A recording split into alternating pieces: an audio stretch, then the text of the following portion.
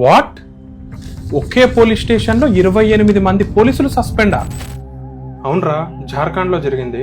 అవునా, ఎందుకు? పుష్ప అనే ఒక 18 ఏళ్ల అమ్మాయి ప్రతిరోజు లాగానే వాళ్ళ అమ్మ దగ్గరికి వెళ్ళి, అమ్మ నేను కాలేజీకి వెళ్తున్నా అని చెప్పి ఉదయాన్నే 9ంటికి ఇంట్లో నుంచి బయలుదేరింది.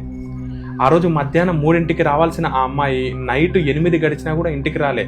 వెంటనే ఆ తల్లికి టెన్షన్ తోటి ఆ అమ్మాయికి కాల్ చేస్తే ఫోన్ స్విచ్ ఆఫ్ వచ్చింది.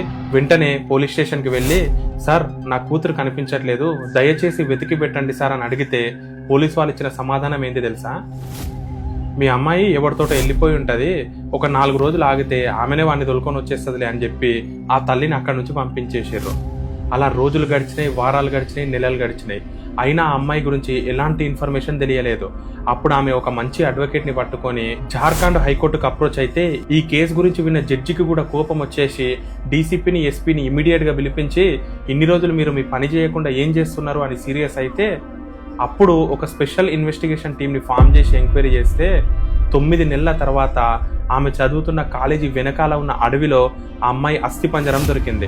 మరి ఆ అమ్మాయిని ఆ అమ్మాయి వాళ్ళ బాయ్ ఫ్రెండే కాలేజీ వెనక్కి తీసుకెళ్లి చంపేసి అక్కడ పడేసిండని తెలిసింది. అండ్ ఇక్కడ ఇంకొక షాకింగ్ విషయం ఏంటంటే, ఈ స్పెషల్ ఇన్వెస్టిగేషన్ టీం ఎంక్వైరీ చేసినప్పుడు ఆ చంపేసిన వ్యక్తి దగ్గర ఆ పోలీస్ స్టేషన్ లో ఉన్న సిబ్బంది మొత్తం లంచం తీసుకున్నారంట, అండ్ అతనితో కలిసి పార్టీ కూడా చేసుకున్నారంట. సో ఈ ఆధారాలన్నీ కోర్టు ముందర సబ్మిట్ చేసిన వెంటనే ఏం ఆలోచించకుండా హైకోర్టు 28 మంది పోలీసుల్ని సస్పెండ్ చేసేసారు. అండ్ వాళ్ళని సస్పెండ్ చేశారంటే వాళ్ళ లైఫ్లో ఏం మొత్తానికి నాశనం ఏం కావు, జస్ట్ 1 సంవత్సరము 6 నెలల్లో సస్పెండ్ చేస్తారు, మళ్ళీ వాళ్ళకి అదే జాబ్ ఇచ్చేస్తారు. ఇక్కడ పెద్ద బాధపడాల్సిన విషయం ఏం లేదు.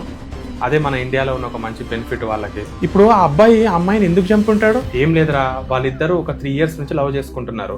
అయితే ఈ అమ్మాయి అతని బాగా నమ్మింది, కానీ అతనికి ఈ అమ్మాయిని పెళ్లి చేసుకోవడం ఇష్టం లేదు. ఆ అమ్మాయి పెళ్లి చేసుకోమని ఫోర్స్ చేసేసరికి రేపటి నాడు ప్రాబ్లం అవుతుందేమో అనుకుని ఆ అమ్మాయిని బయటికి తీసుకెళ్లి చంపేసిండు. అసలు న్యాయం చేయాల్సిన పోలీసులే అన్యాయం సైడ్ నిలబడితే ఇంకా పేదవాళ్ళకి న్యాయం ఎక్కడి నుంచి దొరుకుతుందిరా? అదేరా మన ఇండియా.